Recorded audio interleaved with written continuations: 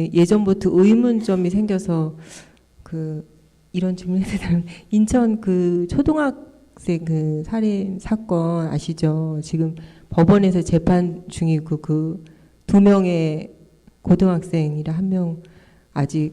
근데 말씀 듣다가 제가 생각이 드는데 그 아이들은 그러니까 가해자들은 본인이 그런 행동들이 어떤 아까 말씀한 규범 사회적인 어떤 그런 거 생각 안 하고 본인들은 그게 전혀 그러니까 어떤 도덕적으로 양심적으로 없이 그런 일을 행했잖아요. 근데 그것이 지금 어떤 감옥에서 그런 갇힌 환경에서 도덕성이 어떤 연습이나 아까 말씀하신 그런 사랑에 충만한 그런 것들로 인해서 변화가 될 수 있을까요? 그러니까 아직까지 어떤 반성이라든가 그런 거 없이 아이들이 그렇게 하고 있다고 하는데 과연 그런 변화가 아이들에게도 있을 수 있을지 신부님 어떻게 좀 개인적인 견해를 생각하시는지 궁금해요. 단답형이 아니라 되게 오픈형 질문이라 얘기가 되게 길어질 것 같은데 이제 이런 철학적 질문들에 대한 같은 이제 공론화 그런 것들을 같이 나누는 장소들이 되게 필요해요.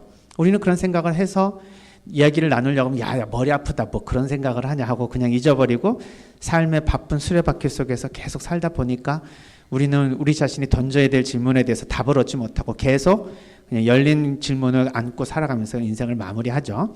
그러니까 우리 다시 한번 꺼내보자 이겁니다. 그 사건이 뭔지 몰라요 저는.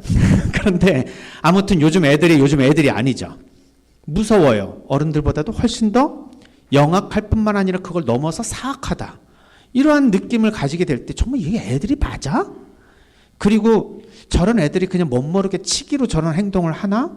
근데 알고 보니까 계획적이고 고의적이고 자기가 그것을 정확하게 인지하고 있는 범행으로 봤을 때 과연 이것을 애들이라고 해서 이거 법적 처벌을 면하게 해주고 하는 것이 이게 과연 정의일까? 이런 생각들을 많이 하면서 요새 무슨 국민청원이다 이렇게 하면 계속해서 족법소년에 대한 무슨 나이 제한, 성인에 대한 나이 제한을 갖다가 점점 줄여라, 이런 식으로 얘기를 하는데 이렇게 한번 얘기를 해봅시다. 옛날에는 그런 애들이 없었는데 요즘에 와서 그런 애들이 생긴 거예요? 아니면 옛날에도 있었는데 발현이 안 될 뿐이고 요즘에는 사회적으로 그러한 아이들이 발현되는 사회적 배경을 만들었기 때문에 그럴까요? 질문이 어렵죠? 다시 한번 얘기를 해볼까요? 원래 인간은 어렸을 때부터 그런 악한 인간들이 있다. 아주 태어나면서부터. 그러니까 어린아이가 점점 환경에 영향을 받아서 악한 사람이 되는 게 아니라 태어나면서부터 악한 아이들이 있다. 그런데 그것이 예를 들면 예전에는 사회적 배경이 충분히 그것이 발휘되도록 만들어지지 않았으니까 숨어 있었을 뿐이고 요즘은 그것을 촉진할 수 있는 사회적 배경이니까 훨씬 더 잘 드러난다. 이렇게 생각하십니까? 아니면 아니다. 요즘 사회가 너무 타락해서 아이들이 주워 듣고 배우는 게 그것밖에 없어가지고 애들이 그렇게 변했다. 원래 아이들은 되게 순수하다. 예? 후자예요? 증거는요? 그냥 내가 생각하는 거? 전자라고 생각하시는 분은 없어요? 예, 전자라고. 그러면 나는 타고나는 거죠. 밀과 가라지가 타고나는 거예요. 딱 봤는데 밀은 밀이고 가라지는 가라지야. 그럼 가라지는 밀이 될 가능성이 없을 것 같아. 약간 그렇게 느껴지는 거예요. 근데 우리 자매님은 그런 아이들이 만약에 이런 무한한 사랑으로 변화가 가능합니까? 라고 하면은 가라지처럼 보이는데 밀일 수도 있다라는 얘기잖아요. 이 얘기도 어렵습니까? 예전에 70년대에는요, 심리학자들이 인간 본성에 대해서 논쟁을 많이 벌였어요. 특히 이제 매튜 리틀리라고 하는 그러한 과학자들은 인간의 본성과 양육이라는 책 혹시 보셨어요? 그 보면은 과학자들과 심리학자들이 아주 첨예한 논쟁. 과연 인간의 본성은 타고나는가? 아니면은 양육되거나 환경에서 교육받는가? 미국의 프래그마티즘은 확실하게 얘기를 하죠. 인간은 따블라 라사를 갖고 태어난다. 즉 화이트 테이블이란 뜻이에요. 그냥 칠판 하얗게 갖고 태어나는 거예요. 거기에 무슨 그림을 어떤 색으로 칠할지는 환경에서 결정하는 거예요. 그러니까 우리는 근본적으로 다 아무것도 코딩되어 있지 않는, 그러니까 말 그대로 빈 공테이프를 갖고 태어나서 거기에서 무슨 녹음을 할지는 환경에서 정해진다. 그러니까 교육이 중요하다 이렇게 얘기를 합니다. 그러나 우리 동양 사고는 어때요? 사주들 다 보시고 요즘 토종 비결도 해보셨습니까? 내가 타고난 운명이 이 모양 이 꼴인데 앞으로 오는 이 대운이 나에게 어떤 영향을 주는지 궁금하지 않으세요? 않으세요? 우리 신앙인이니까. 요즘 보니까 뭐 우리 유튜브 조회수 많이 늘어나서 신부님 그 돈 받아가지고 잠비아에 지금 나무 심는다고 하셨죠? 그만 하셨어요? 그래서 유튜브 시대가 열렸는데 유튜브에 가장 핫한 그 동영상 아이템이 뭔지 아세요? 우리 어른들한테?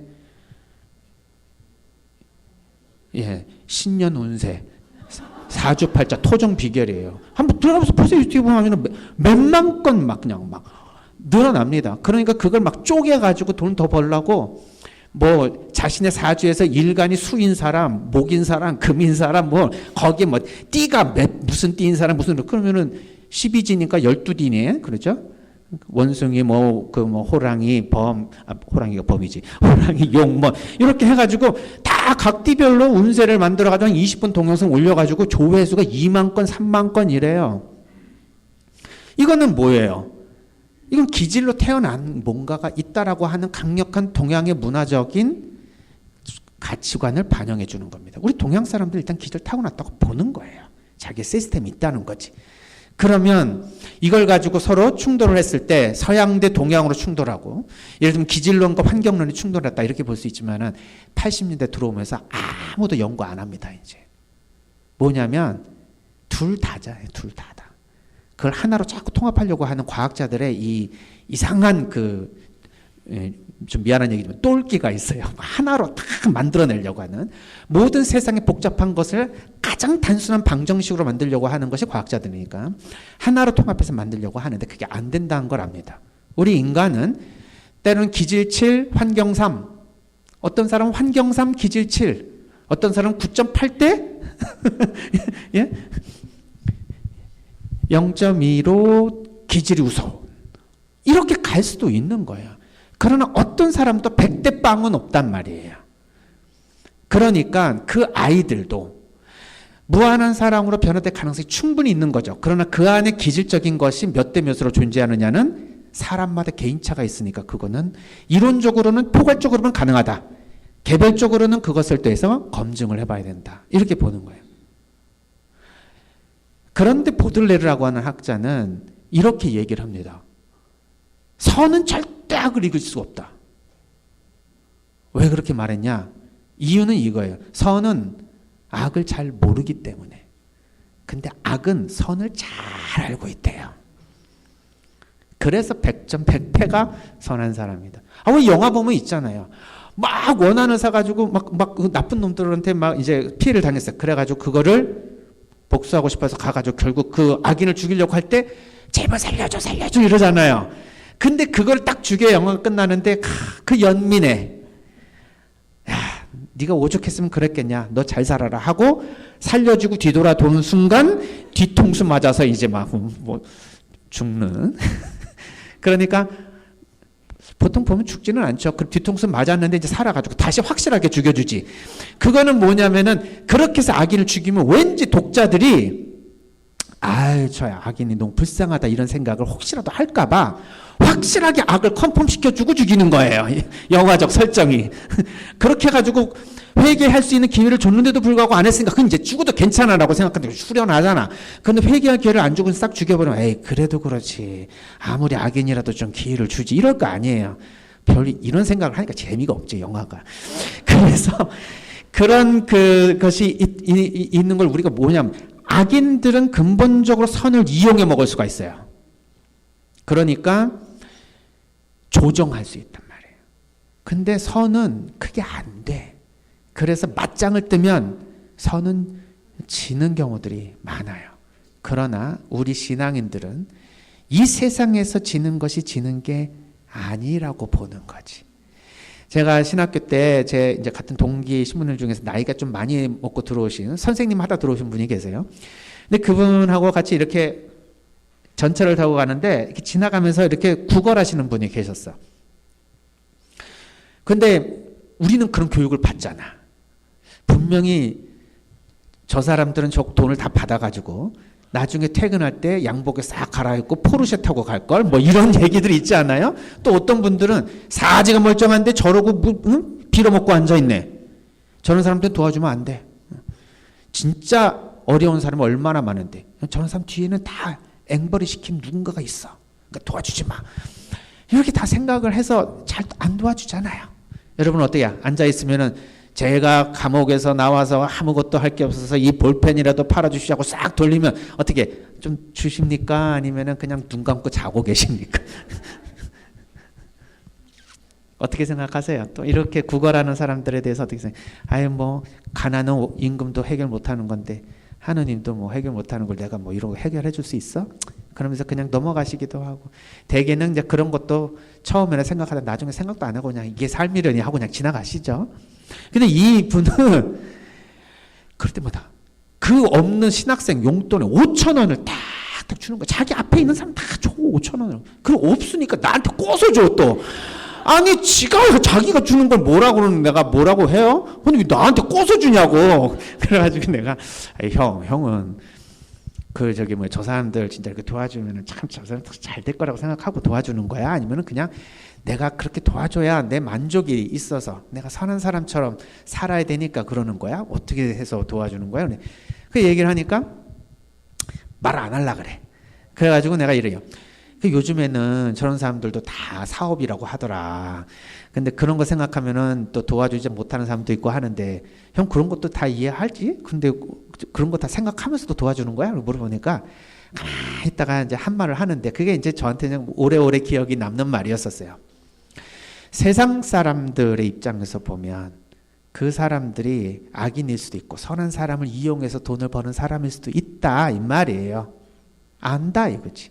근데 그래도 그런 사람한테 속아주는 사람이 있어야 세상 아니겠냐. 그게 무슨 말이에요? 그래야 정말 어려운 사람도 살아갈 수 있는 여지가 생긴다. 우리가 그런 생각을 가지고 세상을 바라보기 시작하면 진짜 어려운 사람에게 있어서는 그런 도움을 받을 수 없는 상황으로 가지 않겠냐. 그러니 9명이 그렇게 이용해 먹어도 한 사람 내가 그 중에 도움을 줄 수 있었으면 나는 그거로도 만족한다. 아, 이건 충격적인 거예요. 그래서 저는 그 다음서부터 그래, 내가 주는 이 마음이 중요하지. 이걸 가지고 저 사람이 뭐 뒤에 누구한테 주든지 뭐 그걸 가지고 집에 가가지고 뭘 해먹든지 무슨 상관이에요. 내가 도와준 걸로 끝나는 거지.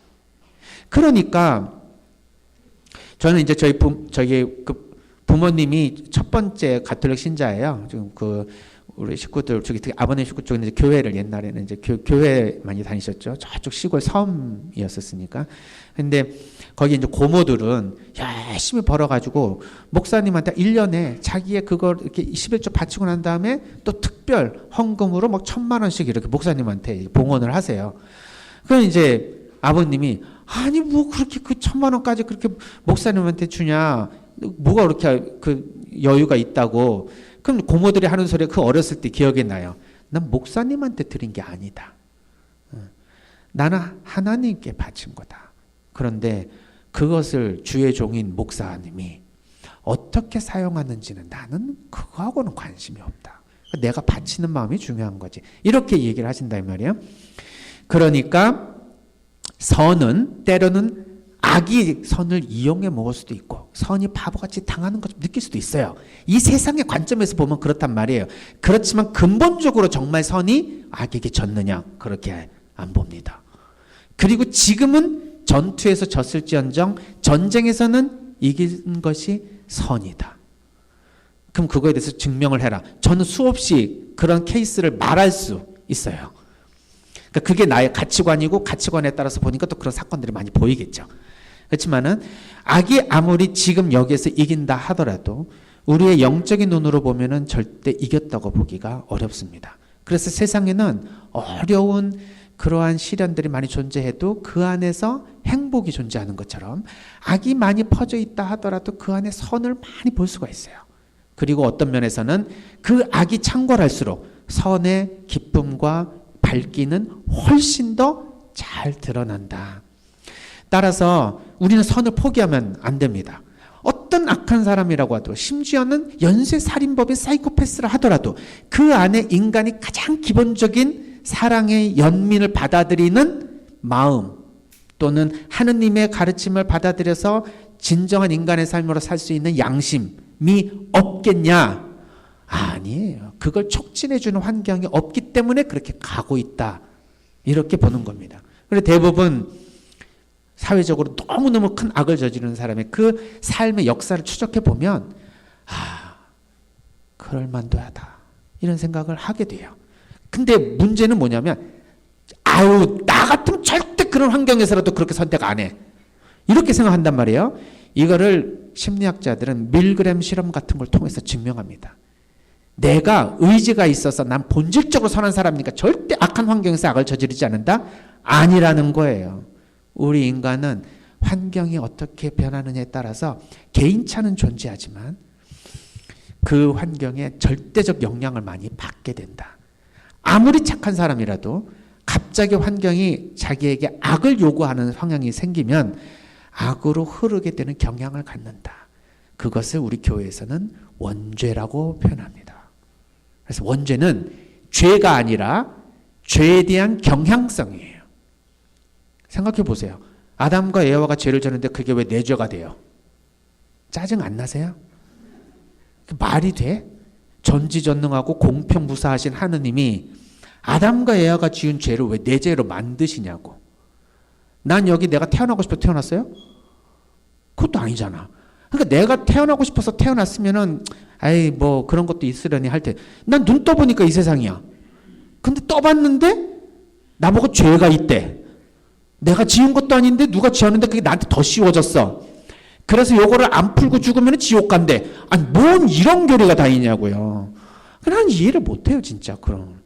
그래서 저번에 중학교 1학년 때 어머니한테 그거 물어봤다가 뒤지게 맞았죠. 그냥 마귀 들렸다고 그러면서. 2000년 동안 교부들이 그렇게 만들어 놓은 교리를 네가 뭔데 그걸 갖다 의심하느냐 이거예요. 아니 의심하는 게 아니라 이해하고 싶어서 물어보는 거라고. 의심이 아니다. 이상하다 좀. 근데 답변을 못 해주셨어요. 그러면서 어머니가 두둑이 패셨어. 그래서 내가 이거 어머니가 팰 일이 아닌데 왜 날 자꾸 패냐. 그래서 지금 와서 생각해보면 어머니를 실험하는 것 같이 느껴져서 자존심이 상하셨나 봐. 근데 나중에 보니까 기억도 못 하시더만요.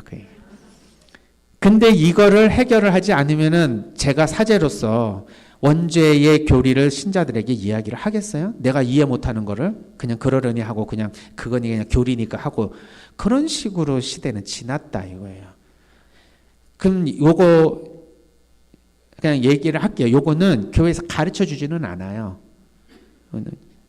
내가 찾아서 연구하고 공부를 해야 알아듣는 건데, 그렇다고 해서 또 어디 가가지고 저 신부가 저랬다 이제 이러지 말고요. 왜냐하면 교회에서 공식적으로 말한 게 아니니까.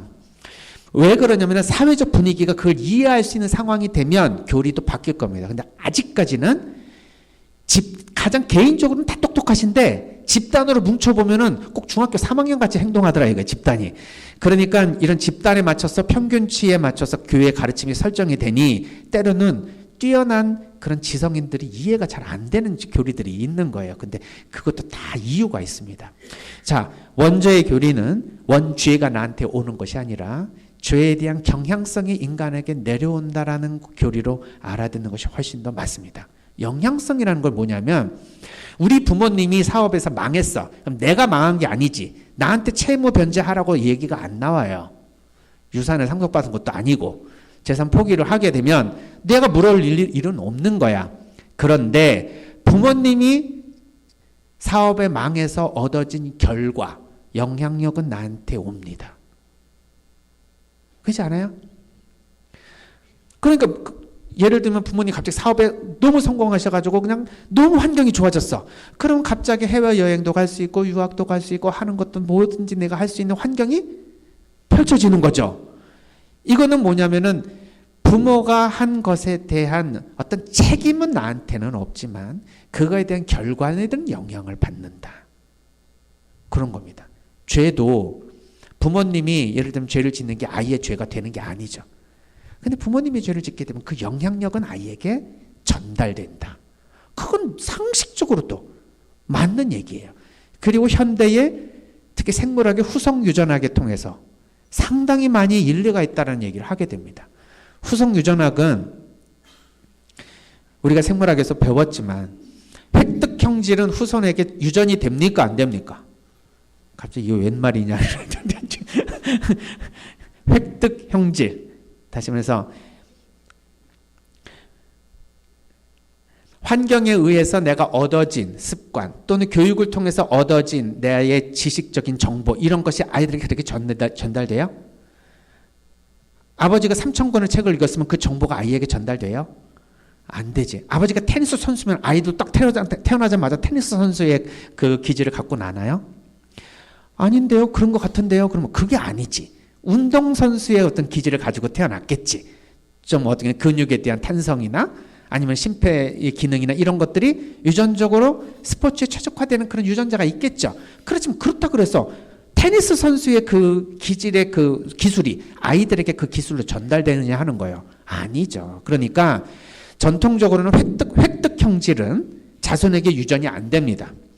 생식세포를 통해서 얻어지는 유전자는 생명에 필요한 그 DNA에 내려가는 그 정보는 부모님의 이러한 내적 그 생물학적 그 DNA 코딩이 유전자를 통해서 아들에게 넘어가지만 배워서 얻어진 환경에서 얻어진 그런 것들은 생식세포에서 이미 분화 수준에서 다 지워져요. 두 번에 걸쳐서 처음에는 난자와 정자가 합쳐지는 수정체 때 한번 호르몬이 와서 부모의 정보들은 다 지워집니다. 두 번째로 그 아이의 생식세포에서 고환이나 아니면 성기가 만들어지는 그 찰나에서 또 한 번 지워져요. 그래서 부모가 환경에서 얻어진 정보들은 아이들에게 전해줄 수가 없는 거예요. 그러니까 요즘에 스카이캐슬을 보면 부모는 잘 나가는데 아이들이 안 따라오니까 막 비치는 거잖아요. 그걸 누구를 탓해. 사실은 부모의 유전자를 받은 거지 뭐. 아무튼 그런데 이게 넘어가는 경우가 있다는 걸 알아내는 거예요. 그러니까 예전에 예를 들면 2차 세계대전 때 유대인들을 학살할 때 총알도 아깝다 그래서 구덩이 파가지고 그냥 전 마을 사람들을 묻어다가 생매장한 경우가 있는데 그때 살아남은 아이들이 있습니다. 이 아이들을 심리학자들이 추적을 해요. 그래서 종단 연구를 해보니까 그 아이들과 아이들 후손과 다른 아이들과의 비교에 있어서 통계적인 유의성이 나와요. 이게 뭐냐면 지하실을 못 내려갑니다. 폐소 공포증이 생겨요. 그럼 그런 거를 보면서 뭔가 조상의 경험치가 아이들에게 전달된 것 같더라. 근데 이걸 과학적으로 검증할 수가 없었어요. 그냥 그런 거 같은 거 아니야? 그런 관점으로 보니까 그렇게 비슷하게 보이는 거 아니야? 아, 누구나 그런 거 무서워하는데 특별히 그렇게 또 이유가 있는 것처럼 보이는 거 아니야? 라고 해서 과학자도 연구를 시작합니다. 지금은 후속 유전학은 식물과 동물에서 유전된다는 건 아예 드러난 사실이에요. 그것도 이제 이 유전자 단백질, 히스톤 단백질에서 이런 이중 나선 구조로 유전자들이 이제 감겨져 있죠. 이중 나선 구조로. 근데 그 어떻게 유전되는지에 대한 메커니즘도 알아냈습니다. 예. 임프린팅 방식으로. 그러니까 원래 정보는 정보는 이거를 하여튼 이렇게 생각하면서 했어요. 분필로 칠판에다 쓰면 지울 수는 있지만 만약에 송곳으로 그걸 파봤다고 해보세요. 각인됐다. 그럼 안 지워집니다. 그렇게 해서 후손들에게 세포질 수준으로 전해줍니다. 생식세포로 전해주지 않아요. 그럼 그게 뭐냐? 과학자들은 이거를 생존에 굉장히 필요한 정보니까 후손에게 꼭 넘겨줘야 되겠다고 생각하면서 우리의 세포질이 의식이 아닌 또 다른 차원에서의 생명이 후손들에게 그 정보를 넘겨줘야 되겠다고 해서 넘겨줬다고 가설을 세우는 거예요. 어떻게 세포질들이 그걸 알고 있는지는 몰라. 그런데 넘어가더라. 예를 들면은 꿀벌한테요. 맛있는 꿀을 먹을 때 전기 충격을 줘요. 그러면은 그 꿀벌의 후손들은 맛있는 꿀을 먹으려고 할 때 갑자기 몸을 떨면서 스트레스 반응을 일으킨다. 다른 꿀벌하고 틀린 거예요. 그럼 뭔가 그 환경에서 얻어지는 자극이 후손에게 전달된 거지. 꽃도 그렇습니다. 식물도. 그러면 도대체 왜 그러느냐? 다 전달되는 건 아니고 일부가 전달되는데 그 일부가 뭔가 중요하다고 생각을 했겠지. 유전자 수준에서. 그런 거로 놓고 봤을 때 만약에 부모가 조상이 어떻게 살았는지에 대한 그 생활, 근데 전반적인 환경은 후손들에게 어떤 방식으로든지 영향을 미칠 가능성이 있지 않느냐라고까지 번지게 될 수 있습니다. 그래서 과학자들은 굉장히 조심하게 말해요. 이거를 깐딱하면 우리 이런 거 있잖아요. 뭐죠? 그 조상들의 그거를 갖다 씻어주는 무슨 다락방 모임에서 하는 그 무슨 기도 있잖아요. 조상들의 죄에 대한 그것으로부터 끊어내도록 하는 그런 기도들을 요즘 이렇게 하게도 되는데, 우리가 이렇게 된 거는 조상의 못 때문에 그런다. 이제 자꾸 연결을 시킨다 이 말이에요. 근데 그런 식으로가 아니라 환경적 영향력을 준다. 또 부모님이 예를 들면은 신앙생활을 열심히 잘해. 그럼 그 영향력을 아이들이 받을까요? 안 받을까요? 받겠지. 근데 그것을 보지 못하는, 예를 들면은 증조 할아버지가 그랬어. 아이들은 그걸 몰라. 한 번도 증조 할아버지를 본 적이 없어. 그런데 그 증조 할아버지의 그 행동을 아이들이 영향을 받을까요? 안 받을까요? 예전에는 안 받는다고 본 거예요. 눈으로 보고 모델링을 할 수 있는 부모까지는 가능하지만 증조 고조까지는 안 된다고 보는데 영향력이 있을 수 있다라고 보는 겁니다. 그래서 우리는 아담과 에와라고 하는 것은 사실은 설화의 인물이죠. 실존하지 않는다는 거. 너희들 알아? 그렇게 배웠어? 충격받아서 지금 가가지고 또 막 그러면 안 되는데. 그러니까 아담과 에와가 실제 존재하는 사람은 아니라는 건 알아? 큰일 났다 이거.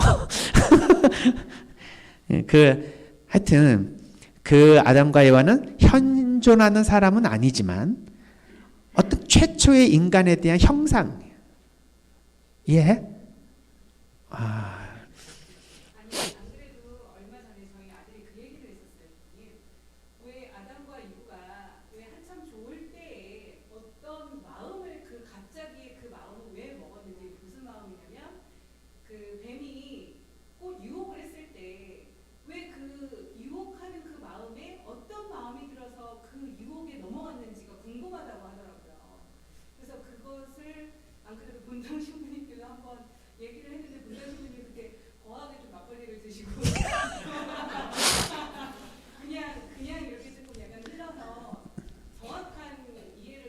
예. 간략하게 해줄게. 그러니까 아담과 에와의 죄가 이쪽으로 넘어오는 거는, 우리 쪽에 넘어오는 거는 죄에 대한 경향성이 그러한 조상의 행동으로 인해서 우리에게 넘어가는데, 그 경향성이 뭐냐 했을 때는 인간의 죄로 흐를 수 있는 그러한 경향성을 말하는 겁니다. 그러니까 그게 뭐예요? 이제 이기적으로 행동하려고 하는 마음, 남을 이용해서 내가 이득을 취하려고 하는 마음, 이런 모든 것들, 이러한 경향성이 우리 인간의 기본적으로 타고났다는 거예요. 근데 그거는 꼭 신학적으로만 얘기할 필요도 없어요. 왜? 생물학적으로 당연하지. 우리의 개체적 생명체는 자기의 개체의 생명을 유지하기 위해서 최선으로 경쟁에 성공하려고 하잖아요. 싸워서 이겨야 내 생명을 유지하니까. 그런 방식의 삶의 방식이 유전자에 코딩되어 있잖아. 그러면 이거를 신학적으로 보면 이거는 내 자신의 생명을 살리기 위해서 남을 죽여야 되는 그러한 에너지로 작동할 수도 있다. 그게 원죄의 경향성이라고도 보는 겁니다. 근데 그럼 왜 그걸 씻어내야 되느냐? 그거를 주신 것도 하나님이에요, 사실은. 근데 그거를 씻어내야 될 이유가 뭐냐면 그런 동물적 코딩으로 살아가지 말라는 거지. 이제는 하느님의 말씀으로 새로운 삶의 방식을 주신다는 거예요. 그래서 우리가 인간은 동물이지만 동물이 아닌 방식으로 살아갈 수 있다. 그것을 가르쳐 주는 것이 새로운 세례를 통해서의 전환입니다. 그러니까 세례를 통해서 우리는 새로운 방식의 삶을 살게 되는 거예요. 그럼 아담과 에와가 왜 그때 뱀에게 무슨 심리에 있어서 그게 넘어가느냐? 그거는 어차피 설화니까 그 의미를 전해주기 위해서 그걸 만들었을 거 아니야. 그럼 그 의미를 전달해 줄 때 무슨 의미를 전달해 주냐? 인간은 근본적으로 교만하고 호기심이 많고 그리고 자기의 전지전능한 힘을 얻기 위한 욕구가 있다라고 하는 것을 얘기해 준다. 그래서 어떤 위로부터의 초월적 가르침이 오거나 규범이 와도 그것을 무시하고 나의 욕구를 충족하려고 하는 개인적 욕심, 이거를 교만이라고도 표현하는데, 이것이 근본적으로 작용을 하는데 이걸 통제를 못해서 죄를 범한다. 그러니까 이거를 통제하고 조절할 수 있는 그 힘을 그 다음서부터 주시겠다. 그거는 제2의 아담인 예수 그리스도, 제2의 하와인 성모 마리아를 통해서 다시 바뀐다 이거예요. 그러니까 아담과 에와가 죄를 이 세상에 가져왔는데 예수님과 성모님이 다시 그걸 회복시켜 주는 거야. 우리는 그래서 예수 그리스도와 성모님을 통해서 다시 우리의 원죄로부터 온 영향력으로부터 자유로워진다. 그거는 동물적 본성을 우리가 타고났지만 다시 초월적 본성으로 넘어간다. 어렵지? 알아는 뭐 대충 무슨 말인지는 알겠지. 그러니까 우리는 근본적으로 예수님을 믿지 않으면 동물처럼 행동할 수 있는 가능성이 높다 이거예요. 그런데 우리는 예수님을 알고 신앙을 받아들였기 때문에 초월적으로 살아갈 수 있는 힘을 얻게 된다 하는 거죠. 그러면 아담과 에와의 원죄론에 대해서 충분히 이해할 수가 있습니다. 우리는 관계적인 인간이기 때문에 절대 나의 행동이 하나로 끝나지 않아요. 옆 사람에게 다 영향을 준다 이거죠.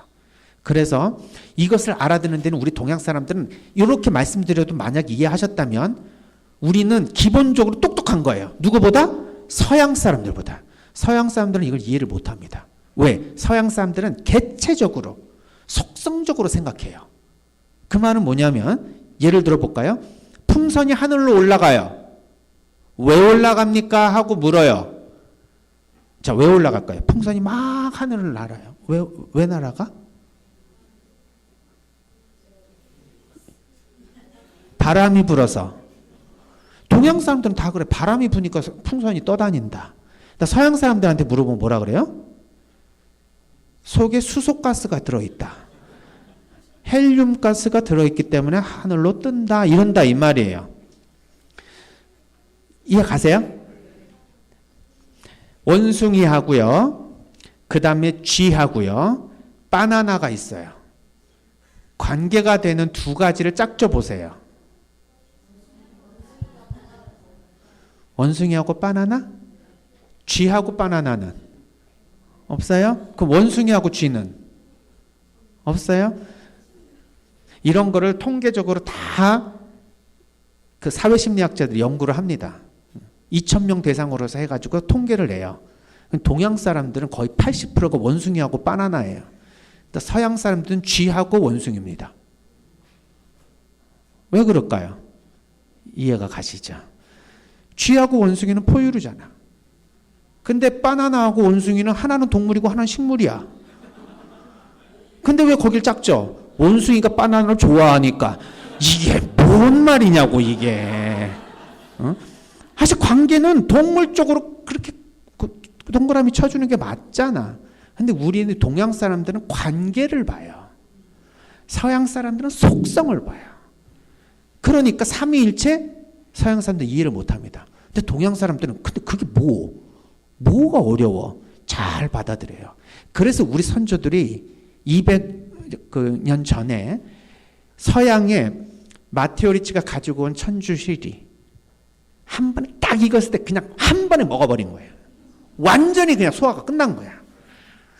왜냐하면 동양 사람들에게서는 너무 당연한 거예요. 관계적으로 존재하는 하나님, 성부, 성자, 성령으로 존재하는 하나님, 본체로는 하나지만 관계로는 세 가지로 나타난다. 집에서는 아버지요, 학교에서는 선생님이요, 성당에서는 총회장이다. 뭐 어려워? 서양 사람들은 이게 어렵대. 그러면서 한다는 소리가 삼위일체는 신비이니까 그냥 믿어라. 우린 믿을 것도 없지. 알아들었는데 뭐 그냥 당연한 거지. 그러니까 이러한 개념 차이 때문에 원죄 교리도 우리는 그냥 쉽게 꽉 앉는 거예요. 근데 진짜 서양 사람들은요, 이거 알아듣기 되게 어려웠어요. 그리고 지금도 되게 힘듭니다. 그러니까 이런 것들에 대해서 서양 철학적 관점을 가지고 있는 서양 사람들이 좀 더 잘 이해할 수 있는 교리들이 계속 개발이 되어야 되는데 그것이 이렇게 여의치가 않은 거예요. 일일이 다 논리적으로 그렇게 하게 되면 논리는 논리를 낳고 의문은 의문을 낳으니까 한도 끝도 없이 반복된다. 그러니까 아예 차라리 그냥 딱 만들어 조금 믿어. 이렇게 말하는 게 편하다 이거예요. 근데 우리 동양은 설명을 해주면 해줄수록 더 편해요. 더 좋아. 그래서 사실은 이제 이 동양에서 비록 첫 번째 그리스도교가 로마의 서양으로부터 시작했지만 이제는 동양에서 완성할 겁니다. 그런 그 예언이나 그런 분위기나 이런 것들이 이제 존재하고 있는 것이죠. 교리도요, 막상 들어가 보면 믿어야 될 교리가 있고요, 믿어도 좋은 교리가 있어요. 근데 우리는 믿어야 할 교리만 배운 거야, 사실은. 명시적으로. 믿어야 할 교리는 뭐냐면, 예를 들면은 우리 대축일에 하는 거예요. 천주의 모친 성모 마리아, 예수님의 어디야? 어머니이시면서 예수님의 어머니는 예수님은 신이니까 동시에 성모님은 하느님의 어머니가 되는 거예요. 이거는 믿어야 할 교리입니다. 성체 신비. 성체 성사는 밀덕의 형상을 가지고 그냥 기념하는 게 아니라 예수님의 몸과 피로 실체적 변화를 한다. 이건 믿어야 될 교리예요. 만약에 이것을 안 믿으면 천주교 신자의 정체성이 아닙니다. 근데 우리가 이걸 엑스레이로 찍어볼 수가 없으니까 뇌를 이거 믿는지 안 믿는지를. 그러니까 우리 이렇게 여기 계신 분들은 다 그걸 믿겠지만 가톨릭 신자 30%는 성체교리 안 믿어요. 그러면 이제 물어보는 거지. 성체교리는 안 믿는데 성당은 열심히 나오는 분과 성체 신비를 확실하게 믿지만 자기가 성당에 바빠서 못 나오는 분과 어떤 사람이 진짜 천주교 신자예요?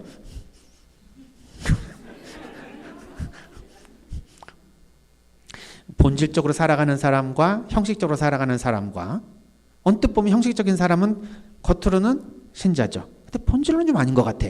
근데 본질적으로는 신자라도 형식을 안 지키면 또 그것도 아닌 것 같아. 헷갈리지 않아요? 간디도 예수 그리스도 하느님의 아들을 믿는다. 그렇지만 교회는 안 나간다. 그렇게 말했어요. 그럼 교회를 안 나가니까 신자가 아닌 거예요? 아니면 진짜 예수님을 믿었으니까 신자예요? 헷갈리기 시작합니다. 아이들이요, 성당 안 나가요. 그럼 엄마는 성당 안 나가도 막 괴로워해요. 근데 아이들은 복음 말씀대로 살려고 노력해요.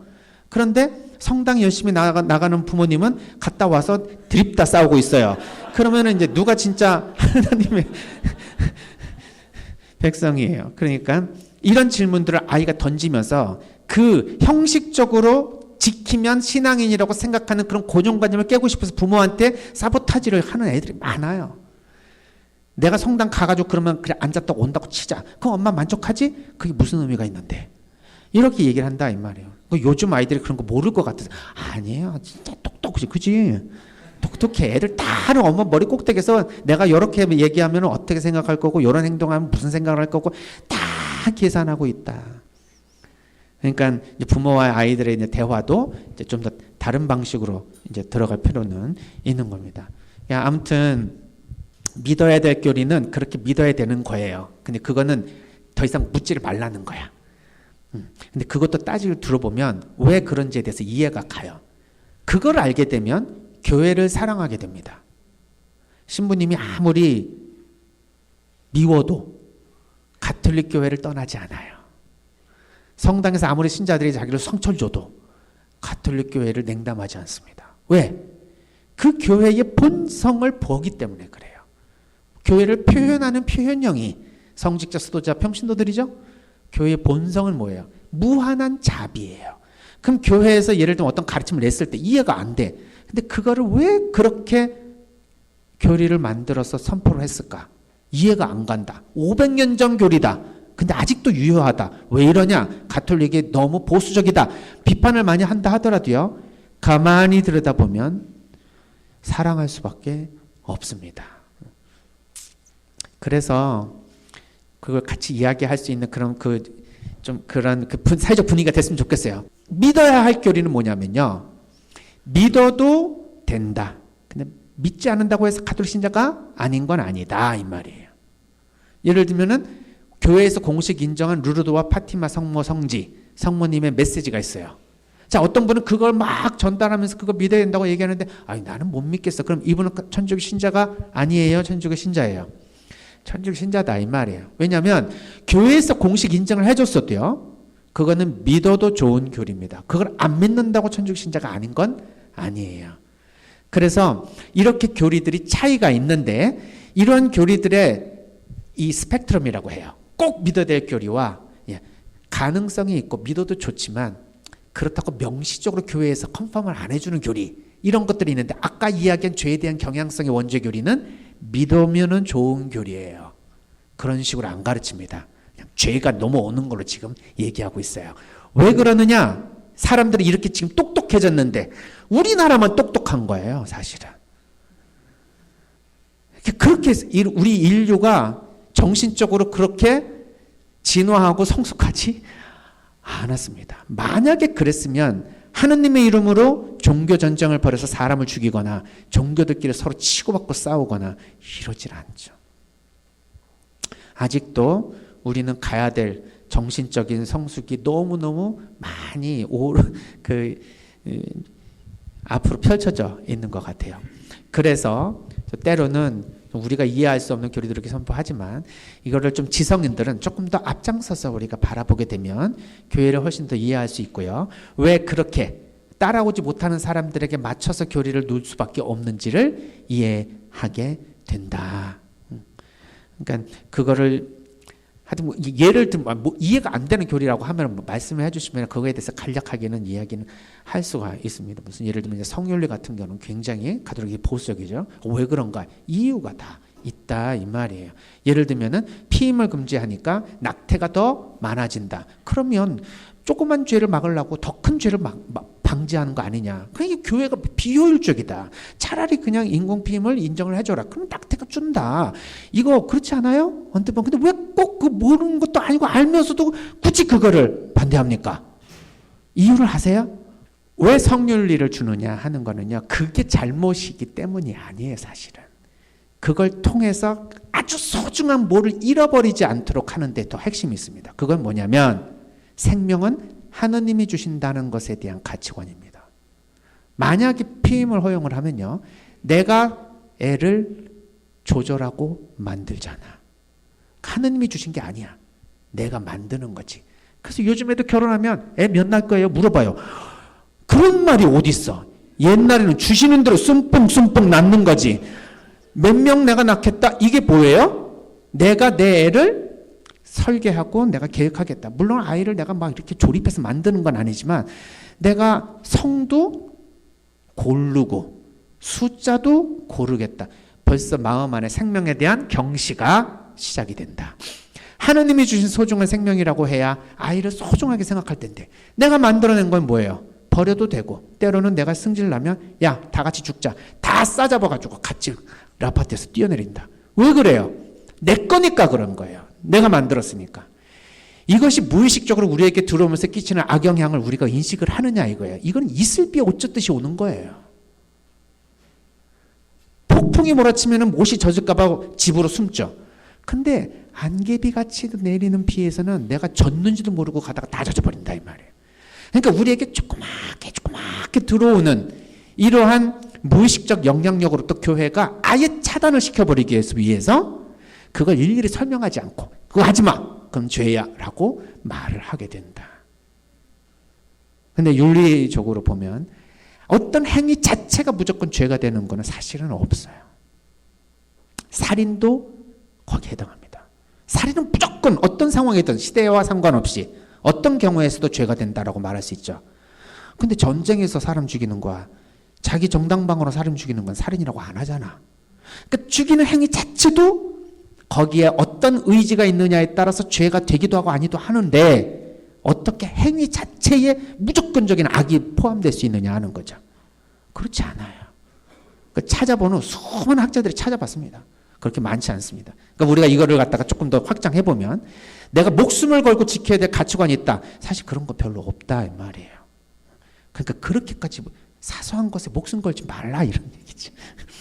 우리 그 사소한 것에 목숨 걸면서 그냥 나 이걸로 인해서 나 죽어도 좋아 그러면서 막 싸우시는 분도 계시고요. 그 자존심 하나에 목숨을 걸고 이기려고 하시는 분도 계시고 그러는데 뭐 그렇게까지 할 필요도 없는데 그런다 이 말이에요. 그리고 리차드 칼슨 같은 학자는 내가 진짜 이것 때문에 난 절대 이거 포기 못해. 나 이걸 때문에 도저히 나는 용서할 수 없어. 해가지고 화가 머리끝이 났다면 한번 1년 뒤에 내가 이 사건과 상황을 돌이켜 봤을 때 진짜 목숨 걸 만큼 그렇게 대단한 일이냐 한번 생각해 보라 이거야.